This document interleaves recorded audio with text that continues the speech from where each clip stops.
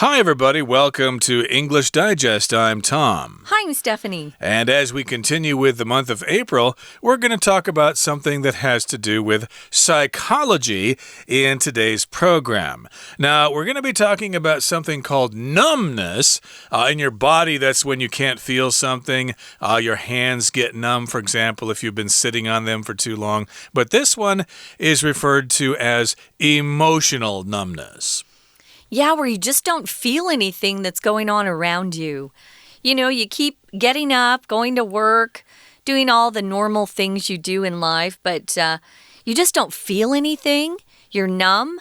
So numb itself just means you can't feel something. Usually, if you sit on your leg, I was sitting on my leg too long yesterday and it started going numb, where it gets that tingly feeling. But here it's your feelings and how you feel about life. Have you ever felt this way, Tom? It seems like it, but I try to make every day unique and special. Yeah. I do keep a diary, so I always try to look for different things that I haven't seen before. So I don't think I really suffer from this too much, but there are people out there who may just be going through their lives day by day, and they don't really think about too much. Oh, it's time to go to work, or it's time to eat, or it's time to sleep over and over again. So that's kind of what emotional numbness is referring to. So let's find out what this is all about. Let's read the entire contents of our lesson one time.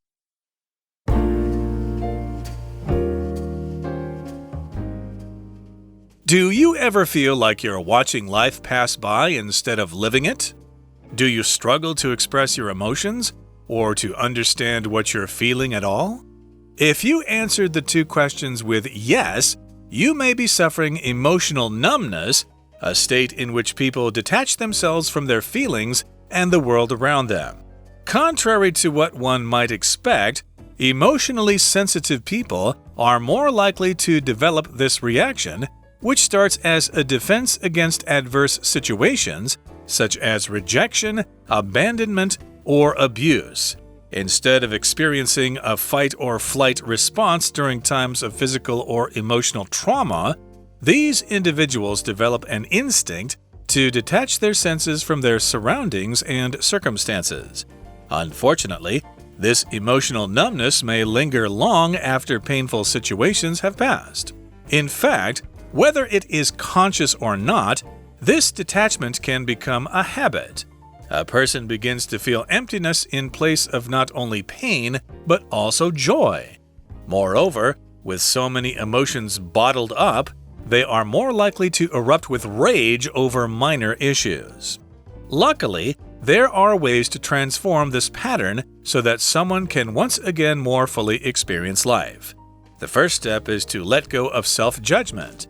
Instead of shaming themselves for this response, those who experience this should remember that their emotional numbness began as a useful survival technique. Next, those who routinely disconnect should picture their detachment as a shield, appreciating its protection, while also acknowledging that they are strong enough to lower it. Rather than serving as a destructive force, the shield can be a practical tool they choose to use or not. In this way, controlling emotional detachment can become a technique that helps sensitive people reclaim the power to feel fully alive.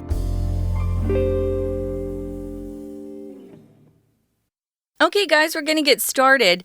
Yeah, we talked about what numbness is, emotional numbness and physical numbness. When Tom was talking before he read through the article, I was thinking about a phrase we hear a lot for people who are emotionally numb. We can say sometimes they're just going through the motions. So it's like their body's acting and they're doing what they need to as they have this routine, but they really aren't feeling anything or taking in what's going on around them. And a lot of this is because they've been hurt in the past or even in the present, and this can happen. It's a pretty serious situation. I also wanted to say, if you're feeling this way, you need to see a doctor. This isn't something you can fix by yourself. Right. So I guess they become robots or they become zombies because, they always feel bad. So I guess they choose to not feel anything at all because they fail to feel happy because they're always sad because of what we're going to describe later as adverse situations like rejection, abandonment, or abuse, which we will get to pretty soon here. But again, if you are suffering from emotional numbness, maybe you're not really experiencing life, but I think it's natural sometimes, so don't feel too guilty about that. And here's how we start our lesson. Do you ever feel like you're watching life pass by instead of living it? And there's another question here. Do you struggle to express your emotions or to understand what you're feeling at all? So these two questions are asked in order to determine whether you are suffering from emotional numbness or not. The first one is, is life just sort of passing you by? You don't really feel like you're involved in it. And then the second question is, do you struggle to express your emotions? You have difficulty telling people how you feel or even understanding yourself how you feel. Yeah, so when you first started reading this, Tom, I was thinking it sounds like a commercial on TV that's selling some sort of drug, a pharmaceutical drug, the prescription drugs that doctors will write a prescription for their patients to go and get and then take. So, if you answered the two questions with yes, you may be suffering this emotional numbness. So, it's a state, and that's kind of what they're currently feeling. It's a state in which people detach themselves from their feelings and the world around them. If you detach yourself from something, it just means you separate yourself. Detached, you could use it to say that you're taking two things and you're separating them. You're pulling them apart. You're detaching one thing from another. So, sometimes you'll get a car with a detachable roof that you can actually take off, which is kind of fun to get the sun on you. You can detach yourself from a group. Maybe you have a group of friends, but lately you've been feeling like they're not, maybe not being the kind of examples that you want in your life. You need to separate from them. You can detach yourself from that group. Or here you're just detaching yourselves emotionally. So you're kind of just turning off your feelings when you get into a situation that makes you feel bad or sad or even pain. Yep, you're just kind of separating yourself from your feelings, and you're also separating yourself or detaching yourself from the world around you. Now, here in the next paragraph, it says, contrary to what one might expect, emotionally sensitive people are more likely to develop this reaction, which starts as a defense against adverse situations, which we'll get to in just a second. But first of all, let's talk about the word contrary, which means the opposite of something. And oftentimes when people have a belief about something, someone else can say, well, actually the opposite is true. Contrary to what people believe, the weather in northern Taiwan is actually quite pleasant. I think it can be pleasant sometimes. Sometimes it can be hot, and sometimes it can be rainy too. So, contrary to what you might expect, a lot of Americans love hot, spicy food. I'm just making up something. Contrary to what I thought when I first got here in Taiwan, there are a lot of different types of foods you can get to eat here. It's not just Taiwanese food. There are foods from all sorts of countries. It's kind of fun.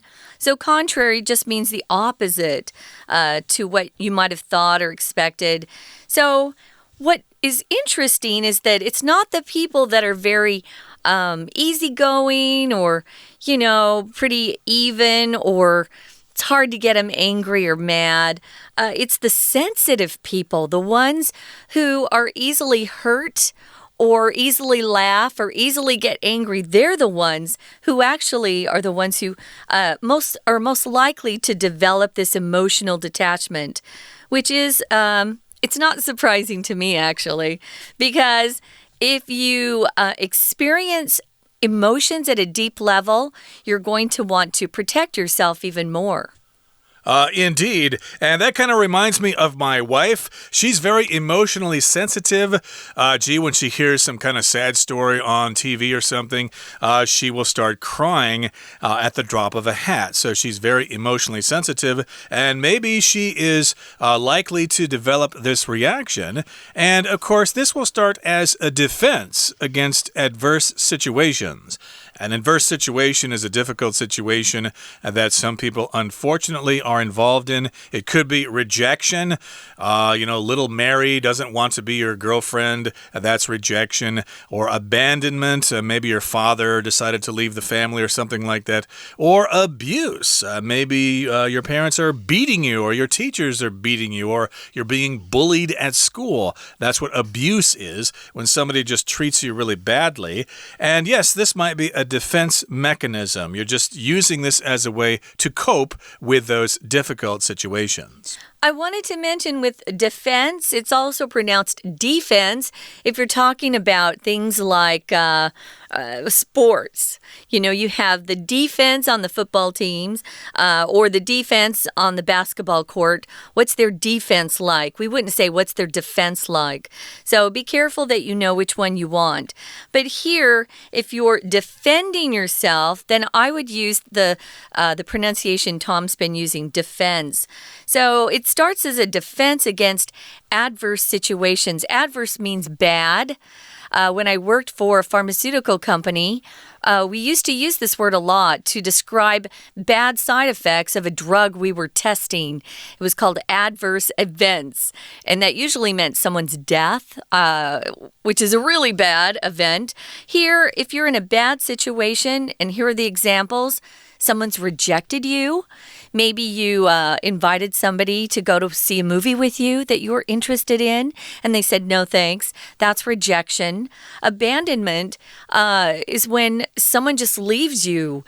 We know this happens to pets a lot, where they'll be taken to, a strange neighborhood and just dropped off because the owners don't want to care for it anymore. That's abandonment. And actually, that happens to kids sometimes, too, which is so awful. Or abuse, which is the worst, where you're actually hurt physically, mentally, or sexually. Okay, so that brings us to the midpoint in our explanation for today. Let's take a break now and listen to our Chinese teacher. 听众朋友大家好，我是安娜。我们今天要来看一个很特别的一种情绪状态，叫做 emotional numbness， 就是所谓的麻木心理啦，或者是情绪的无感。第一段出现第一格哦，你可能什么情感麻木的什么东西。好，我们来看一下第三格的前后，其实因为前面有一个 be 动词。第一格后面呢又有 emotional numbness， 所以感觉上好像是 be doing something， 正在如何如何。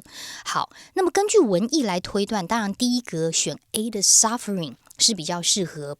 那么我们可能会觉得说，本来情绪就不敏感的人就可能就比较麻木嘛，不对哦。第二段告诉我们，跟我们的预期刚好是相反的。其实情绪敏感的人呢，比较容易产生这种反应诶，因为这种反应一开始会对拒绝啊、抛弃啊、虐待啊这些什么样的情况产生了防御心。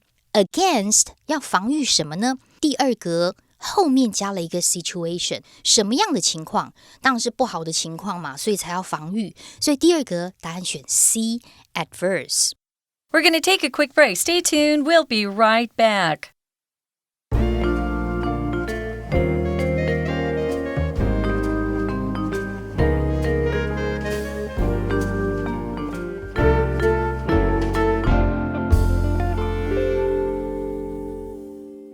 Okay, welcome back. Remember, we're talking about emotional numbness.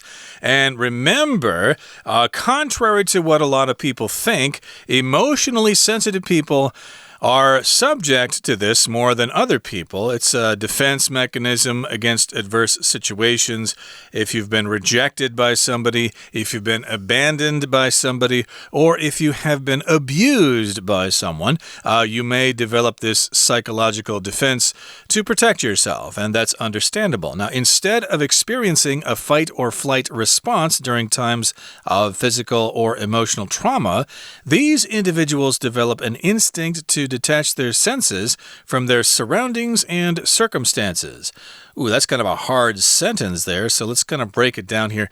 Instead of experiencing a fight or flight response. I think that's a psychological situation, which refers to when you either confront the problem or you just try to back away from it. Yeah, when you're in one of those situations that we describe as being a fight or flight, your heart will start to beat very fast. We'll say your heart is racing. You'll have that adrenaline in your body, and it comes into your body to help you either fight off something that wants to hurt you or run away, because sometimes it's better to just run. That's the flight response. So these times can happen, and you can feel those fight or flight responses when you're either being physically hurt or emotionally hurt, or you're experiencing some sort of trauma. Trauma is a word you'll see often if you go to American hospitals, at least. The trauma department would be taking care of emergency victims who come in and maybe they've been shot or they've been in a car accident. And if you've experienced trauma, it doesn't have to be the kind of trauma where you have to go to the hospital. I was traumatized because my roommate was killed in a car accident in New York. And I remember just kind of going numb. You can't feel, you can't think. It's kind of a weird situation. But it's something that is deeply distressing to you or disturbing to you. That's trauma. Okay, so indeed, that's the defense mechanism they have to detach their senses from their surroundings and from their circumstances. Yes, they just kind of tune out, basically, and just go through their life day by day. Now, unfortunately, this emotional numbness may linger long after painful situations have passed. That makes me think of bullying. If you're a bully in school, you might pick on a younger child and think, they'll get over it. But actually, they don't. I think that gives them scars for their lives. So try to think twice before you bully that kid who is 6 inches shorter than you. Yeah. And again, in fact, whether it is conscious or not, this detachment can become a habit. A person begins to feel emptiness in place of not only pain, but also joy. So yes, you feel emptiness. You don't feel anything. You don't feel pain. You don't feel joy. You just feel right in the middle there. You don't feel anything. Now, moreover, or in addition to that, with so many emotions bottled up, they are more likely to erupt with rage over minor issues. So if you bottle something up, it just means you take something and you hold it tight. You contain it. We will bottle things. As a verb, we'll bottle soda. We'll bottle different sorts of liquids that are sold in the stores, as you know. But you'll often see emotions being used with this phrase to bottle up. Yeah, her emotions are all bottled up. And one day she's going to explode. And that's what they're saying here. These people are more likely to explode or erupt with rage over minor issues. So rage is a word you use when you're really talking about an extreme type of anger. I usually don't use rage unless somebody's just lost control and they're screaming and their face is red.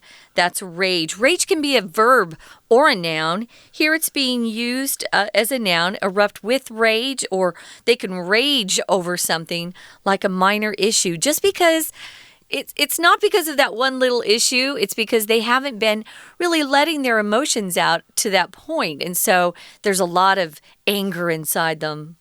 Yep, it's like water in a dam. It builds up and eventually the dam bursts. Yeah. And they just go crazy. They explode. They blow up. They erupt with rage. Now, luckily, there are ways to transform this pattern so that someone can once again more fully experience life. So basically, we're saying there is hope. There is a way to change or transform this pattern so you can get back into life again. You don't have to be numb for the rest of your life. The first step is to let go of self-judgment. If you let go of something, you stop thinking about it and you just try to make it less important than it was before. This is kind of easier said than done, actually. If somebody did something to you at the office, it just really bothers you and you just can't let go of it. And it just bothers you and you lose sleep the next night and maybe for a week. And that other person has no idea that you're feeling that way. Yeah.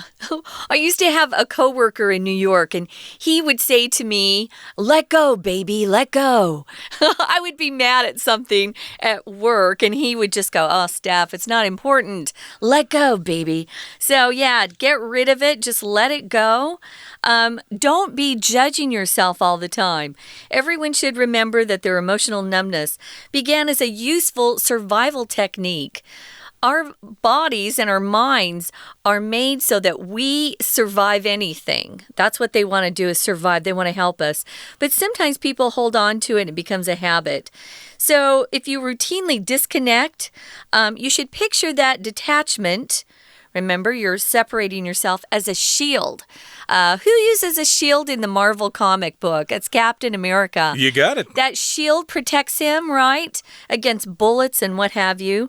So that's the shield. So picture it as a shield and just use it when you need protection, but let go when you don't. Now, you also have to acknowledge that they are strong enough to lower it. Tell yourself, I don't always need that shield. I can take care of myself in the situation.